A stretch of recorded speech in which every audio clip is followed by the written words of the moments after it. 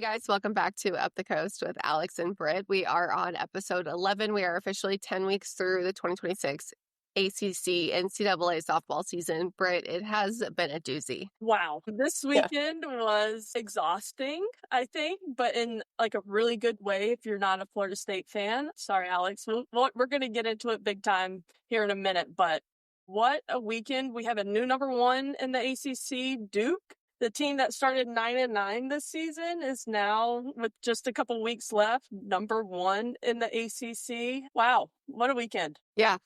Crazy stuff. And, we'll get into Duke a little bit more granular about their weekend games. But I guess I want to know, what do you think it is for Duke that has changed lately and put them in that number one spot? Yeah, I remember we talked about when they were in that 9-9 streak. Remember when they went to Florida, was in Florida again, came back home, went to California. I mean, I think they were tired during that 9-9 streak. They lost to ECU at home. It was just a bad time for them. But I think their hitters, man, have really come alive lately. And I think they're playing around with their pitching staff enough, like bringing KK Mathis, still crazy to me, but it's working. So I think they've gotten creative and their bats have just exploded lately.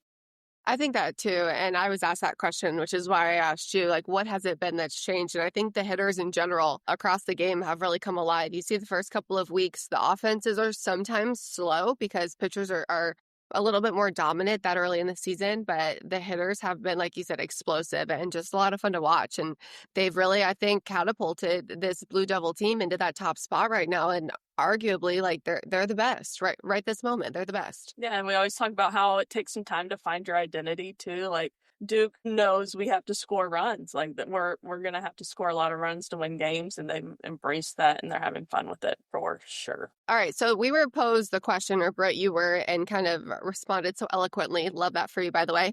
About kind of the rest of the rankings and Florida State and Virginia Tech in question, and it was a question of whether or not Virginia Tech should be in the conversation ahead of Florida State for hosting postseason when you start talking that regional bid.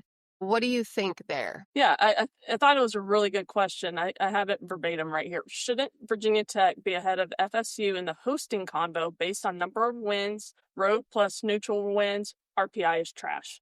That's how they ended it, which I thought was funny. Which, RPI is not perfect. Thankfully, the selection committee gets to use KPI and DSR as well. So, and they're not perfect either. So that's why more is better. More information to go off of is good. But I think at a surface level, if you look at it and you're talking about the number of ranked wins that Virginia Tech has, RPI 1 through 25, they're 7-4. Florida State is 6-7. So yeah, they have some better top wins in terms of RPI, but you keep digging a little bit further, their RPI wins against 51 through 100 teams. They're 6-1. They have a bad loss there. And then Florida State against 51 through 100 or 12-0. And I think the big kicker right here is RPI 101 and above, they're 18-1. That loss to Michigan State, they're 124 in RPI right now, really hurts. And I've seen it before where you can have no big win. You can have a couple big wins, but if you have a bad loss, the selection committee looks at that hard. Yeah. And then another caveat. Caveat. Yeah. Whatever. Their best win right now, according to DSR and KPI, is Virginia. And you're like, well, they beat Georgia, right? They're top 10, but they don't consider the games in February. And I got a direct quote from DSR that says that February is a calibration period for DSR. It can produce some wonky putouts. So we say the biggest point extracted once the calibration period is over, because the system is still calibrating and those early games are often biggest exchanges and don't paint the most accurate picture. So that was a huge sweep for Virginia Tech, but it's not really being considered. And then you look at Florida State, and their best win, according to KPI, is Marshall, and DSR is North Florida. So I think the bad loss right now is holding Virginia Tech back from being ahead of Florida State. I like that. And I think you summarized it fantastic. And just looking at a very granular, deep level, But I think it comes down to, like you said, best win and worst loss. And I think right now, Florida State does sit, like you're saying, ahead of Virginia Tech in that aspect, because I think their best wins, neither are super impressive. You look at, like you said, Virginia Tech, their best win is Virginia. Florida State's best win is, who'd you say? Marshall and UNF. Or UNF, I'm sorry, even UNF, though yeah. they beat UCLA, right? Right. Which But is crazy. it was in February, so it is crazy. It is crazy. But yeah, like you look at those games, but then you're right, the worst loss on paper right now, Virginia Tech has that Michigan State loss, and that's going to hurt them. And then Florida State's worst loss right now is, who did you say? Stanford. Yeah, Stanford. Yeah. So it's just a matter of the numbers game, and I don't know how else to say it. Like I love how you said it. Right? Like we say that all the time, and it stinks for Virginia Tech because I'm pretty sure their team was down. Like they had those 2 bad losses in the same weekend at Charlotte, and half their team had the flu. Yeah, that doesn't help. Sucks. And then, like, when they're so tight like that, you look at the best win, the worst loss, but you also can look at the strength of schedule to look at. And non-con for Virginia Tech is 152, and non-con for Florida State is 15. So there's a big difference there. So I think those are the separators. I think that's a great question. Will they get it right? I don't know. But Florida State has opportunities coming up, too, though, with home and home with Florida to really help them, too. So it's not over yet. No, it's good. And just a reminder, I don't remember if you mentioned it or if it was something we talked about before, the top 12 teams make it to the ACC tournament. So 3 teams will be left out of the tournament. And right now, Syracuse, Boston College, and Cal only have a few wins each. So it's not looking like it's going to work in their favor, but you never know. Yeah, that'd be hard to pull out of. Yeah, Notre Dame, Pitt, and NC State right now getting into the tournament down at the bottom. Those last 3, yeah. Keep it interesting. So should we open up talking about the big sweep?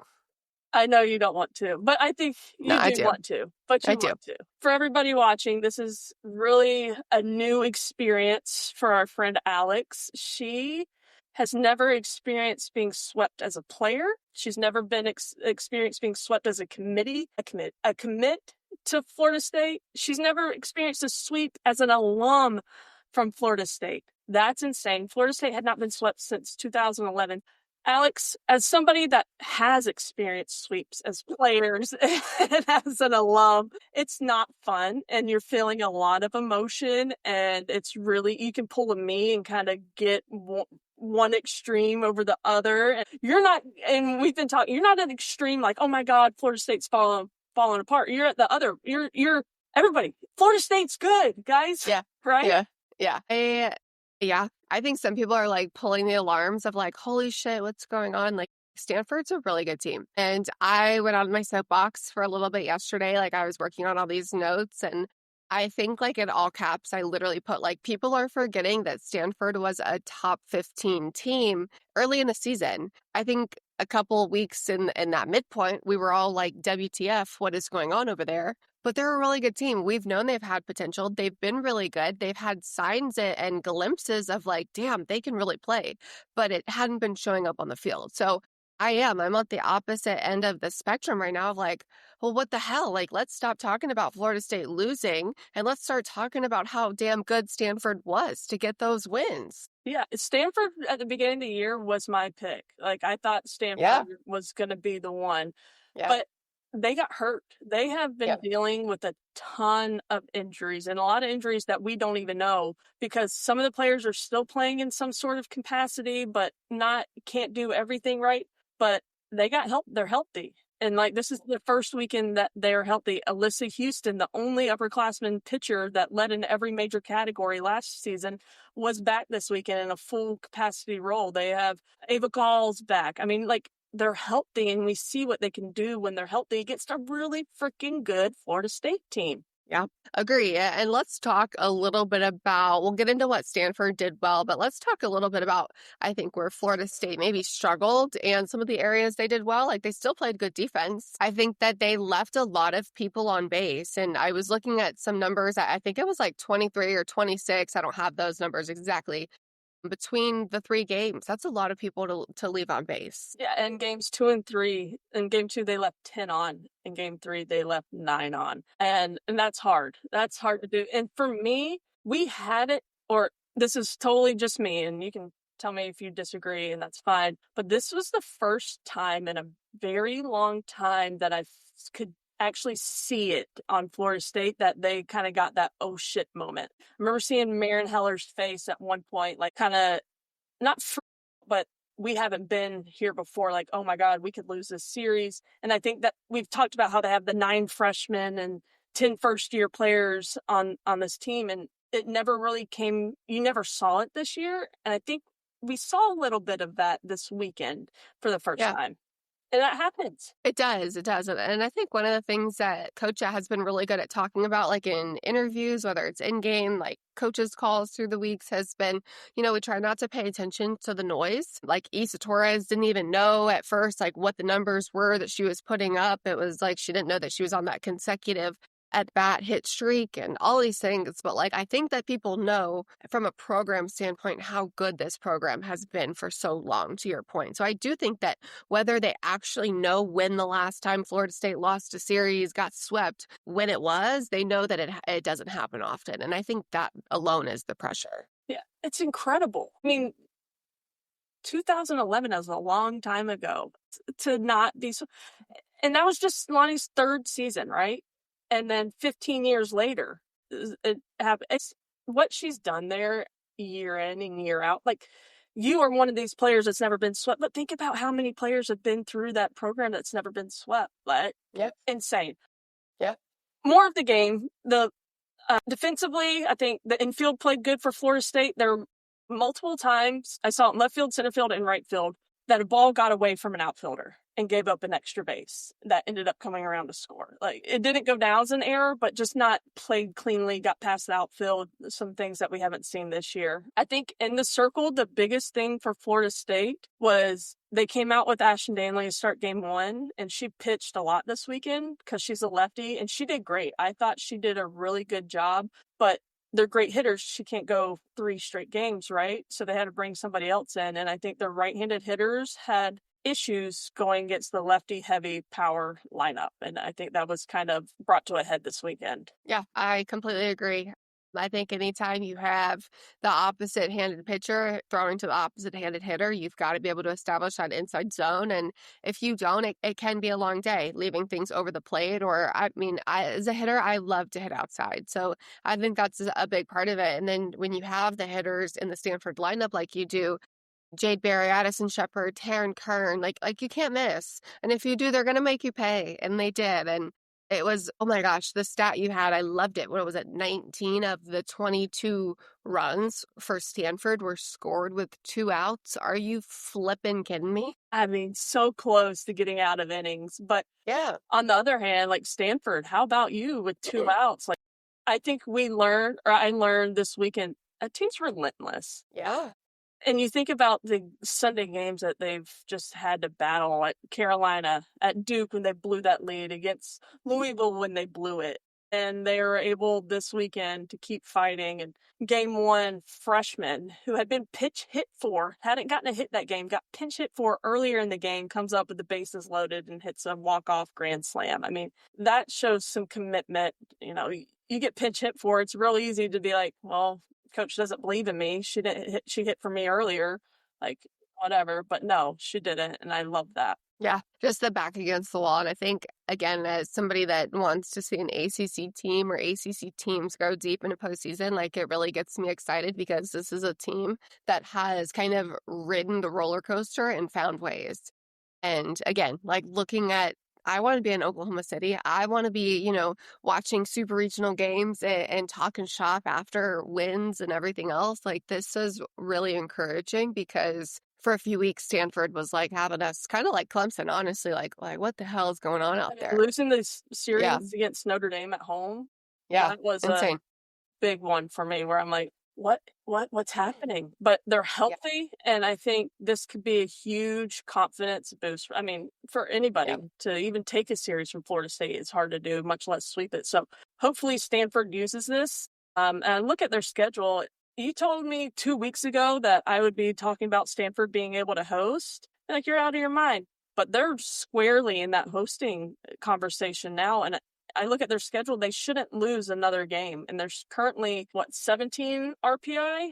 Let's see. Yep, you're 17 right. RPI, KPI, and then 18 DSR. They've got Fresno State, NC State, Santa Clara series against Cal, and then Pacific and Sac State left. Yeah, it's good stuff. They I'm have good excited. wins. Yeah. Oklahoma State. Before we move on, I've just got to give you a little love because we mentioned that the last time Florida State was swept was 2011, and that was by UNC, Florida State in 2011. That was your team, and I know one of the games it was 1-0, and that was your RBI. Alex, If anybody's gonna sweep Florida State, I'm glad it was you. thank you. I Yeah. appreciate that. I didn't tell you how I got that RBI. I don't care. You Doesn't don't matter. hit by pitch. I knew you were either gonna say like hit by pitch or like a walk or something, whatever. So they kind of gave us that game. But, That's you know, hilarious. I like You'll take it. anything to be a part of Lonnie's history, right? Yeah. Like, let me be there. No, but a phenomenal series. I think for like that Friday game, then we'll move on. Kind of felt like storybook, like Yeah. weather delay, it's raining, they're in the brand new stadium, walk-off home run in the rain under the lights against the top 10 team. Yeah. They get a golden ticket. Like, it was just like, Oh yeah. so storybook. Congrats to Taryn Kern. But like, Yep. good for them. Good for them. Florida Agreed. State, you're going to be just fine. But I do think this series hurt them in terms of getting a top 8 seed. It's not going to hurt them big time, but it didn't help them, I guess. They definitely I felt agree. RPI is 14, KPI 16, DSR 13. They need to take care of some business. Florida home and home is huge for Florida State. So they have opportunities to get back there. Agreed. All right. How are we feeling, Alex? Do we feel... I feel fine. I'm through it. I got through it. We're good. Okay. All right. You want to go to Virginia Tech, Virginia, the Commonwealth Clash? Let's do it. Virginia Tech won the series, but I feel like there were really bright signs for Virginia. So something that I had kind of been looking up was about the runs allowed. And for this Virginia Tech team, they're a team that hits the ball really damn far, really damn hard, a lot, right? Their biggest asset for the last several years has been run production, and Virginia kept them to 5 runs or less every game. And up until that point, it had only been done, I think, 7, maybe 6 or 7 times throughout the whole season. And every other game, Virginia Tech had scored 6 or more runs. So again, this is a very hard offense to do that to. And the fact that Virginia had to play them day after day after day, and the pitchers showed up. So I'm really proud and encouraged about that one. Yeah, I think that's perfectly noted. I mean, to keep them under 6 runs is incredible. I'll take a little bit further. Virginia Tech didn't hit a home run this series, 0 in 3 games. And in game 2, 9 out of their 10 hits were singles. Like, Virginia kept the ball in the park. They got a lot of ground ball outs where, Virginia Tech's trying to lift and go. So yeah, I think that's huge for Virginia. And then on the other side, like, Virginia Tech proving they can win without hitting the long ball. Like, they do know how to string some singles together when the long ball is not there against a certain pitcher. For Virginia, an entire staff was able to keep them in the park, but they were able to show that they know how to hit situationally, move runners, and get runs across. So I think both teams showed good things on that. Yeah, couldn't agree more. Do you want to talk about the Commonwealth Clash trophy concept? Let's get to that in BS, no BS. Oh, okay. My bad. No, you're good. I got excited. I know. Sorry. What's to come?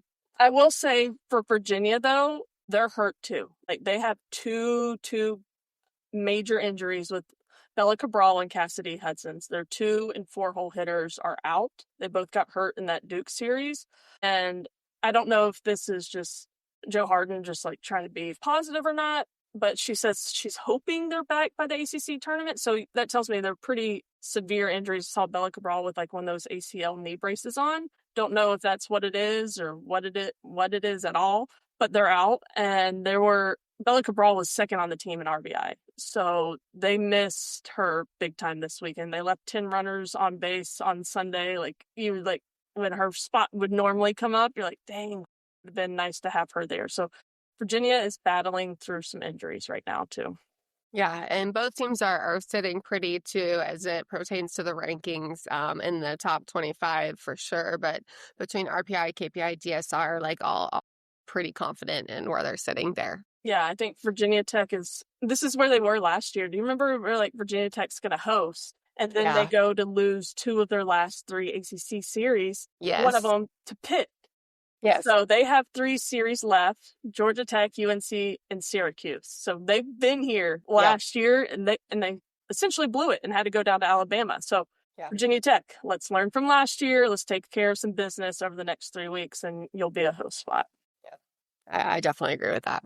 You never know. You never know what can happen. It's hard this time of year too, I think, because like you're saying, people are dealing with injuries. People are kind of riding that roller coaster. Maybe they started good, they were peaking, and now they're kind of going into that valley a little bit. But you just got to try as hard as you can to stay steady because the highs can feel really high and the lows can feel really, really dangerously low. One last thing to note on Virginia Tech: their pitching staff, 3 complete games. Mazzarone, Friday, Sunday, complete game. Bree Carrico, Saturday, complete game. So they've got some good pitching that's strong right now, which we do not see anywhere across the country right now. So looking good, Hokies. Virginia, get healthy. Let's take care of it. Let's get back. UNC Duke. All right. So you were right on this prediction. Duke took the series. I said they were going to sweep. They did not, in fact, get the sweep. But I feel like Duke, like we talked about, is looking really good. They're sitting in the top spot in the ACC right now. I think that it's surprising to me with how they started. Mm-hmm. We talk a little bit about how the 9-9 start and it was kind of rocky and all these things. Again, I think the questions were the hitters weren't hitting and the pitching was a big question mark. But I feel like they've figured it out on how best to manage both. Yeah, I'm surprised too. Watching them play this weekend, our over-under on the weekend, Alex, was 12.5 home runs. Duke hit 12 themselves. Yep. They were I love that for us. Loving the long ball. Tyrena Jones and Amelia Vega both hit 3 home runs. And then it was Adeline Matthews, KK Mathis, and there was one more player. Come back to me in a second. Maybe it's in my notes. One more player that had 2 home runs on the weekend. So 5 players. Your leadoff, Deanna Jennings. Thank you. I was going to say, I think it was her, yeah. In the leadoff spot. And then your 9-hole, Adeline Matthews, for most of the season, had 2. And then the power sprinkled in between, which was pretty crazy, which was awesome. So they were swinging the bats really well. Cassidy Curd, complete game 3. And I'm pretty sure last week I said, hey, she's the closer for this team now. Yeah. I was wrong. No, but I think you're right. I think that there has been a lot of usages for her, and I really like that too, because I think it's preparing her to come in any moment, because we all know that coming in for a closing role, coming in for a start, coming in mid-game, they're all different. Output-wise, obviously, you're trying to get the job done similarly, but as it pertains to the mindset and the situations, like they all have different magnitudes. So I really like that note because she had been coming in later in ball games. We saw her do all of the things this weekend. So that was really encouraging as well. Yeah, especially she started game 1, did really good through 3 innings, and then got roughed up, and they brought in KK Mathis. She ended up getting the win. KK Mathis got a win. Still blows my mind. Insane. But then for Cassidy Curd to come back, get the start in game 3, and go the complete game, like that's awesome for her to have that turnaround. Now Duke is squarely in a position to host, which is really cool and exciting for them. They did drop the middle game. You know, I was really excited for UNC coming into the weekend after Kenneray Dart threw that no-hitter midweek. And then she came on the ACC network, and let me tell you, she was talking her shit about this weekend. Like, I loved it. Like, I loved the confidence. I was like, we've needed KRD. Like, where has she been? And excited for her. She was excited for this weekend. Gets the game 1 start, and Alex, she didn't record an out, man. It was tough. It was tough to watch. I hated it for her as an alum, as a fan, but she's still that piece I think they're missing in the circle. Carly Maxson and Kendall Frost combined for the winning game 2, and they look decent. I mean, they kept the ball in the park for the most part. I think only 2 home runs that game, but I think that win for UNC is huge. Just to get 1, because they're on the bubble of even being in postseason, and that win really helps them. Yeah, no, I agree. I mean, this is a team that the hitters can hit, and it's been a question this whole season of, how good is the quality of their competition and who they're playing. And I think that is still to be determined, and they're one of the only teams we can really say that because their strength of schedule was so low. But you see signs again, you see signs of life, and you're like, okay, like they can kind of do this. But it's going to be about getting that experience against great competition consistently. It's the only way to keep getting better. I agree. I agree. And looking forward, are we going to get another ACC team into postseason? They have ECU in a midweek, have to take care of business there. Then they have Florida State, South Carolina, Virginia Tech. They take 2 wins out of there, 3 wins out of there, not even series wins, just 3 wins. The rest, 4 wins, including ECU, the rest of the way. And I think they put themselves in the postseason. Yeah, agree. They're right there. But fun matchup. I love the rivalries this week. It's a hard word. It's so hard. I hate saying it. All right, let's talk about Georgia Tech before we do our last ACC series of the week. Tough. Really, really hard. Yes. They are 26-22. They went to Iowa, Alex. Like, that's far. Yeah, I don't understand. I meant to look to see, maybe they have a player from Iowa on their team. You know how like Lonnie went out to Oregon last year because somebody's from Oregon. I don't know, but they went to Iowa on Friday, lost to Iowa. Saturday, lost to South Dakota State, and then came back and run-ruled both of them. So clearly they were the better team, but they dropped those 2 games, and they are sitting at 50 RPI, 53 KPI, 49 DSR, and they've lost so many one-run games, and drop those 2 games really hurts. They're 26-22 on the season. They have Virginia Tech, Furman, and FSU left. They have to win 2 of those games to make it to the ACC tournament, 1 game above 500 to even be eligible for postseason. So that being said, have to beat Furman, and then you've got to take a game from Virginia Tech or Florida State. I hate it for Georgia Tech. Yeah, me too. On paper, we've said it with other teams too. Like you gotta win the games that on paper you gotta win. That you're the better team. Like you can't let those slip because that's really gonna hurt you for postseason. Because like we talked about, I feel like the committee a lot of the time, and to an extent, rightfully so, they don't take into consideration your good wins as much as they do your bad losses. You're 100% right on that. It's going to screw them, I think, at some point. So let's hope the next couple weeks or what's left of it, they lock it down. And it's not like Virginia Tech and Florida State don't have anything left to play for. Like somebody's in that top 3 of Duke, Virginia Tech, Florida State, even Louisville at Fort. Like they can still win the regular season tournament. So, yeah. I mean, not tournament, the regular season title. Yes. So they're going to be giving it their all too. So here we go. All right. Pitt, Clemson. What you got on that? Surprised me. Well, I say surprised me. Nothing surprised me this year, I feel like, with Clemson.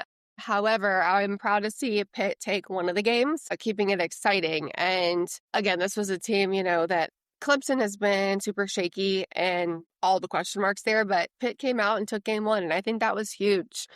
Just kind of try to make a statement. This is a Pitt team that we've seen get better throughout the years, but I am glad to see that Clemson responded because, again, on paper, Clemson is the better team. And to see them get the series win, like, hey, things happen sometimes in a game, you can drop it, but to come back, that short-term memory respond, I think that's really encouraging stuff.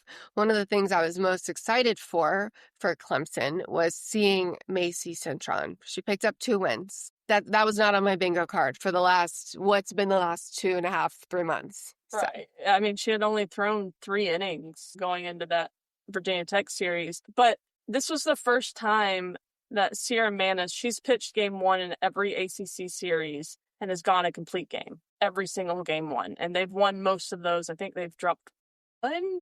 They beat Virginia Tech last weekend. She's gone the distance in game 1 every single game. And you can't expect a pitcher to be at 100% at this point in the season. She's tired. She's thrown a ton of innings. Like her body, I just imagine how it feels right now. And she had an off night. I mean, she gave up back-to-back home runs to 7, 8, 9 hitters, gave up 4 home runs in just a couple innings in game 1. And then who are they going to turn to if she couldn't go the full game? Because we've seen Abby Dunning struggle, but being able to turn to Macy Cintron has been huge for them. Yeah. And also, John Rittman took up the lineup after game 1. And we've been talking about how we need to see Macy and Julia Noller step up offensively. And Julia Noller didn't play game 2 or game 3. So, shook it up. and got some wins. Sometimes that's what you have to do. It's like in the best way possible, like pissing people off to get them fired up and get them back in those moments. But I did love to see, so talk about manufacturing runs. Kylie Johnson got her 11th stolen base of the season. She also collected, it was her 30th of her career. That puts her in 6th all time for Clemson history. And then Taylor frickin' Pipkins, 5 straight home runs or games with a home run. So she's hit 5 home runs the last couple of games, like swinging a hot bat. I love to see it. She was the one that was the star last year in the ACC championship. Yes, yes. And you sent her the ball, right? You gave her ball? Yeah. Yeah, Yeah. that was awesome. And So then fun. just to piggyback on that, like freshman Mac Pavesi, like she's crushing it. And Matt Collins, and then Sarah Bro, man. I swear she's gonna be something to deal with in the future. So there's definitely some bright spots for Clemson. Good job taking the series. They have a game against South Carolina, a series against Virginia, and Duke left. So they're gonna have to keep grinding. Pitt has Louisville and Cal, and I think they're in a situation to be just fine to make it to the ACC tournament. Yeah, couldn't agree more. You want to go to Players of the Week? You got one? I hope we don't have the same one. Go first. Okay. I was going to go Mina Vega. She was 9 for 12 on the week, so hit 750. She hit 4 home runs this week, and she scored 10 runs. I also love that fact, too, because I think she had like 5 RBIs with the home runs and stuff. But to score 10 runs, just talk about getting on base, your team coming through. Like, those are one of my favorite stats is the RBIs and runs scored, just because good production. I think it's crazy how she had, 4 home runs and 4 doubles and just 5 RBIs? I know. Like, to me, then you're like, well, she is the 2-hole. Like, yeah, she is the one getting on base, I guess. And then Deanna Jennings is hitting home runs. So, like, is she even on base? Yeah. What a great problem to have if you're Marissa. Yeah. Yeah.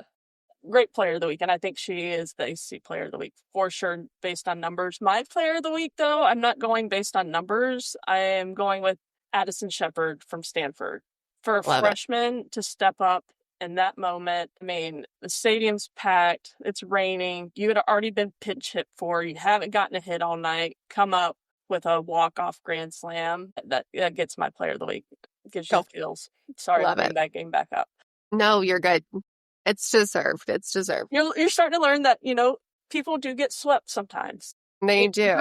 Don't make it a habit. But yeah, right. Let's go another, 15 years before we see that again for State, okay? Once every 15 years, or Alex is going to be mental. Yeah. We've already had it, girl. I already am mental, yeah. And tell her that, this happens to people, just not you. I understand. Okay.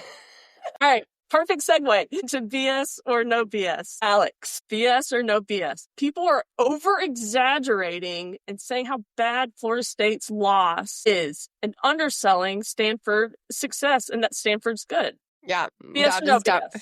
That is no bullshit. They are 100% doing that. Florida State's good. Stanford's good too. So let's stop talking about how nervous people should be if you're a Florida State fan or Florida State's on the bubble for hosting. No, they're freaking not. And Stanford, freaking finally. That's what I want to say. Freaking finally. They're a great team. They were top 15, top 10 even to start the season. Like, hell yeah, let's go. Good. I'm glad you got that out there. Yeah, we're definitely going to clip that just so the world can hear it. Yeah, thanks. Okay, we kind of gave you a little preview into this. Some background. When football teams play their rivalry series, I know when Duke and Carolina play, they have the big bell that their trophy they're playing for, and whoever wins it gets to take the trophy after the game and paint it and keep it for a year until they play again. And I know Mississippi State and Ole Miss, they have a trophy. A lot of these rivalries have trophies. The Commonwealth Clash has a trophy for their football team. BS or no BS? We should have those trophies for these rivalry series and conference. Yeah, no BS. I think that it'd be so fun to have something that's passed, I say back and forth. Like, you want the ownership rights, and it's all about having the bragging rights when you're playing that in-state foe. And I think it's cool. So I'm here for it. I say let's do it. I would love to see it.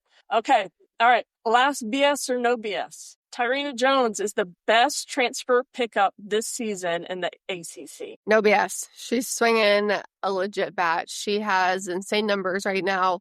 I don't know what the average is off the top of my head, but she's hit 17 home runs. Like, the immediate impact that she has made on this team has been elite for a team that needed to come in and score a lot of runs as they figured out their pitching. So I'm going to say no BS. She is, in my opinion, the best transfer pickup. I just think about who she's replacing or trying to replace is Anna Gold, right? Like, how do you replace that kind of ball player? Marissa Young was able to do it, and Tyrena Jones didn't even play last year. Like, she was hurt at Purdue, didn't play after a year of not playing. I agree. It's the best pickup.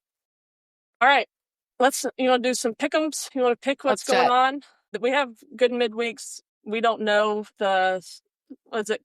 Duke and Tennessee play this week, Tuesday. Yeah. This will come out after that happens, but that'll be a good one. And Clemson and South Carolina play, so that'll be a good one. We won't pick those, but hopefully we'll talk about those next week in a good way. All right, first ACC series that we're going to have you pick Pitt at Louisville. I'm going to go Louisville takes the series in 2. I agree. I think Pitt is what Jenny Allard's doing there is underrated. She's done a great job. And Gwen Sparks in the circle, KK Esparza, I love that. But Louisville is 4th in the ACC. Nobody's really talking about them. That's probably our fault too. But like Bree Despines and Mac and Zabala, they're just putting a great season together. Scrappy, fun to watch team. If you haven't watched them, if you like speed and moving runners and stealing bases, they by far and away are the stolen base leader in the conference. All right, so we both agree Louisville takes it in 2. Georgia Tech at Virginia Tech. Ooh, I'm gonna go Virginia Tech. I'm gonna go Virginia Tech sweeps. What do you think? After Georgia Tech, what they did this last weekend, I would definitely lean that way. But Virginia Tech last weekend against Clemson dropped game 1. This week against Virginia dropped game 1. They need to stop doing that, but I'm going to let history tell me that they're going to drop a game. So they're going to win the series, but drop a game. Okay. Georgia Tech needs a win. So yeah. All right.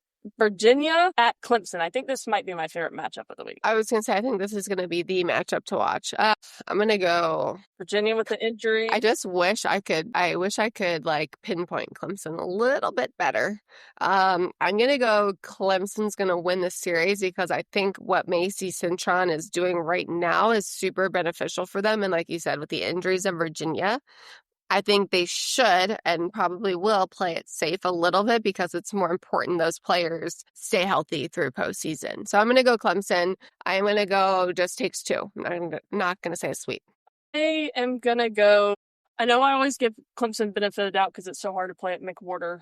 And they looked really good past 2 games, but they gave up a lot of runs too. I'm going to actually go Virginia. And it's hard to do with Hudson and Cabral being out, but their pitching staff is really good.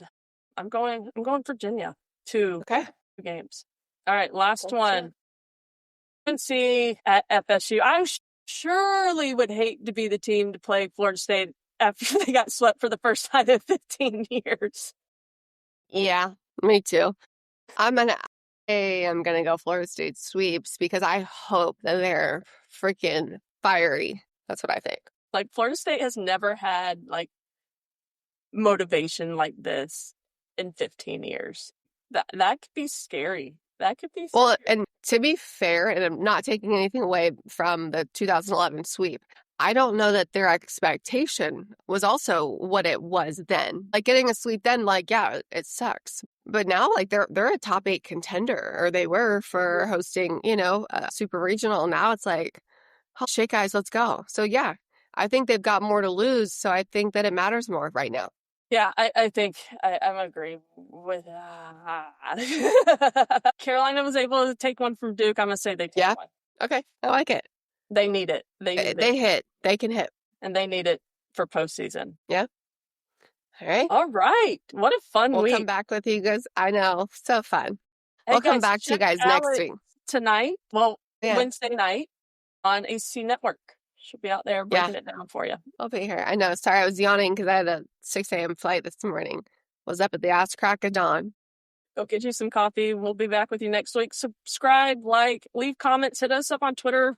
Questions. We can always give our opinions, at least. All right. Bye. Bye.